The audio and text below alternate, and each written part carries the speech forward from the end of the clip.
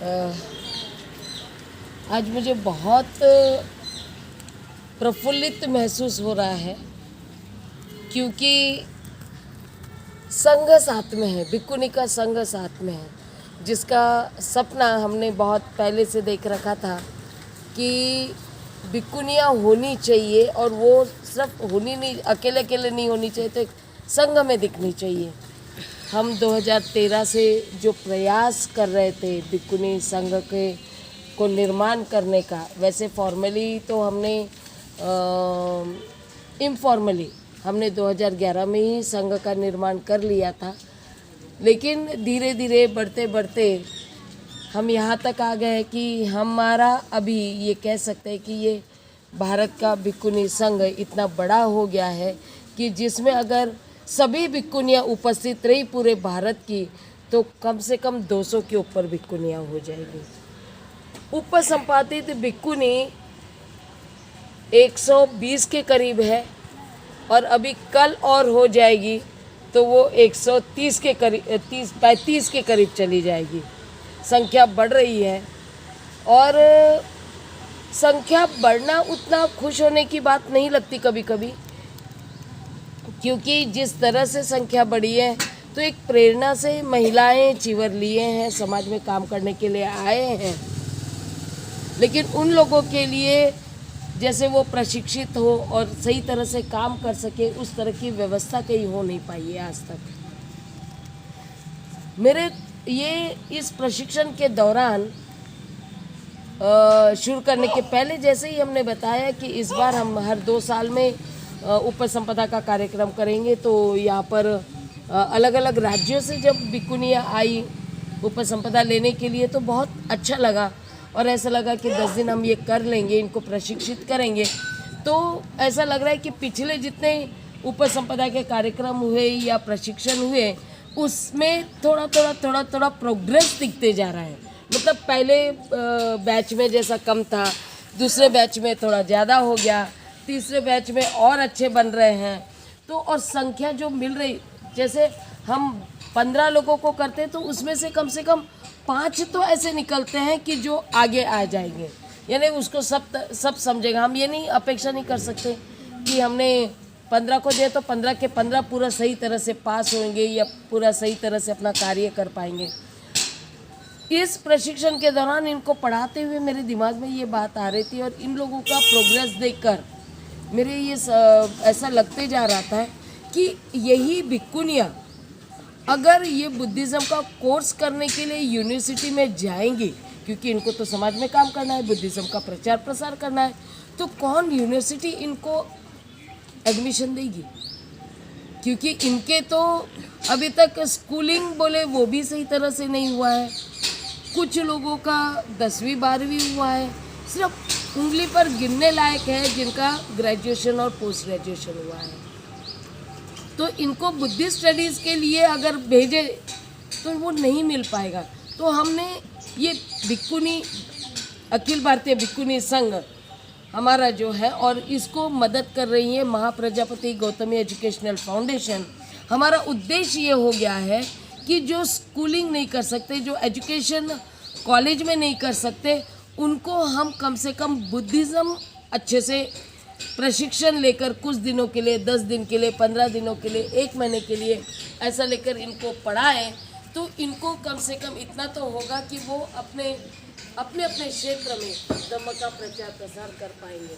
तो ये जब ऐसा ये काम हमने शुरू किया और निकलते जा रहे हैं भिक्खुनी, आप अपने क्षेत्र में थोड़ा काम बढ़ाते जा रहे हैं, अच्छे से करते जा रहे हैं, तो ये और ज़्यादा खुशी हो रही कि हम अपने काम में थोड़ा सक्सेस होते जा रहे हैं। हम 100% तो नहीं कहेंगे, लेकिन हाँ काफ़ी हो रहा है। यहाँ पे हमें सीनियर काफ़ी भिक्खुनियाँ हमारे साथ में हैं। जैसे 2013 में उपसंपादित हुई, 2009 में उपसंपादित हुई भिक्खुनियाँ हैं, जिसमें जैसे 2009 में जो हुई थी भिक्खुनी सपमित्रा, वो हमारे साथ में पूरा 10 दिन तक हमको मॉरल सपोर्ट दे रही है। जब जो भी काम हमको लग रहा है वो कर रही है। 2013 में उपसंपदा की हुई भिक्खुनी सुमेधा है, भिक्खुनी दमनैना है, भिक्खुनी विनयशीला है, ये भी हमारे साथ में फोटो खूब महत्वपूर्ण योगदान वो हमें दे रहे हैं, इनके सहयोग से यानी हम उपसंपादित भिक्खुनियाँ इस प्रशिक्षण को पूरा करने में और इस तरह के संघ को और बढ़ाने में बहुत महत्वपूर्ण भूमिका निभा रही है। हमारे पास में 2018 में और एक भिक्खुनी थुलनंदा भी हुई है, वो भी आती है। तो और ये इन लोगों के आने से हमको एक मॉरल सपोर्ट मिलते जाता है, ऐसा लगते जाता है कि हम सही काम कर रहे हैं, तभी ये लोग हमको साथ देते जा रहे हैं, हमारे साथ मिल रहे हैं। 2021 में 21 लोगों की उपसंपदा हुई, ये एक रिकॉर्ड है। और इतना अच्छा प्रशिक्षण कामठी में हुआ था, जहाँ पे विद्याताई भिमटे और उनका उपासिका संघ, इन्होंने बहुत मेहनत करके वो प्रशिक्षण शिविर और उपसंपदा के कार्यक्रम को बहुत अच्छी तरह से सक्सेस करने में मदद की है। तो उसमें हमारी निम्मल मेहता भिक्खुनी, यूपी से जो पहली भिक्खुनी हम कहते हैं, तो इनका बहुत सहयोग, ये इन्होंने तय कर लिया था उपसंपदा लेने के बाद में। जैसे आज बहुत सारी भिक्खुनियाँ जो प्रशिक्षण लिए, इन्होंने कहा कि हमको पूरी तरह से हम उनको ग्रहण नहीं कर पाए, क्योंकि 10 दिन में हम नहीं समझ पाते बहुत सारी बातें। विनय पीटक की थोड़ी थोड़ी बातें समझ रहे हैं, धम्म को थोड़ा थोड़ा समझ रहे हैं। तो उनकी सबकी इच्छा है कि हमको और आगे प्रशिक्षण लेना है और आगे हम आएंगे।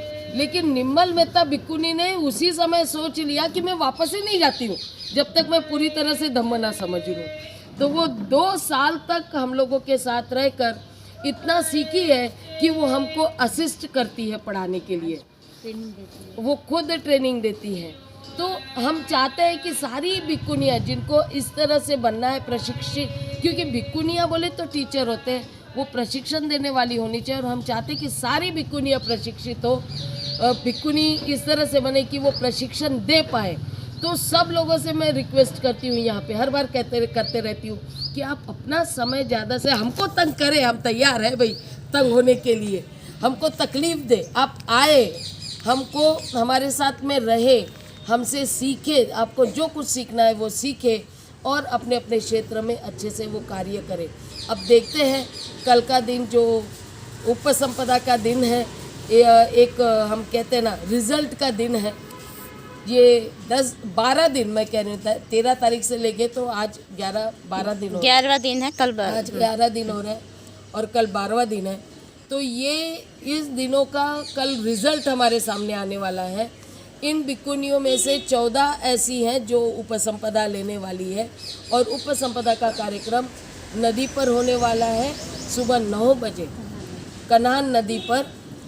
छोटी अजनी, कनान नदी के पास में एक छोटी अजनी है, वो छोटी अजनी के पास से अगर जाते हैं उधर ही धोबी घाट है और वहाँ पर हम सीमा बांधकर वहाँ पर उपसंपदा का कार्यक्रम करने वाले हैं।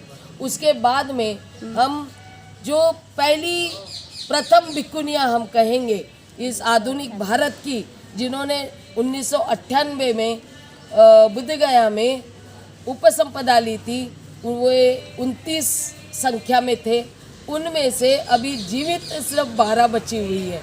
अब देखते हैं, हमने पूरे 12 भिक्खुनियों को आमंत्रित किया है और वो इसलिए किया है कि उपसंपदा में भी साथ में रहे और साथ ही साथ उनका 25 वर्ष अपने जीवन के अनमोल वर्ष उपसंपादित होकर समाज में दिए हैं।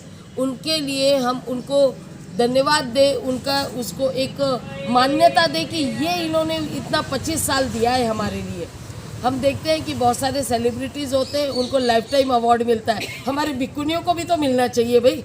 25 साल दिए हैं उन्होंने ये तो सिर्फ उपसंपादित होने के बाद की है।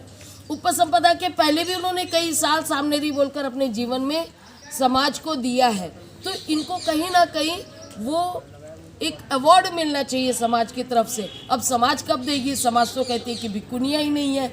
तो हम ही चाहते हैं कि हम भिक्खुनी संघ ही उनका सम्मान करें और उनको ये अवार्ड दे और ये लोगों तक बात पहुँचाए कि भाई हम जीवित हैं, हम भिक्खुनी के रूप में जीवित है। बुद्ध ने जो संघ बनाया था वो संघ धम्म के कार्य को रोकेगा नहीं।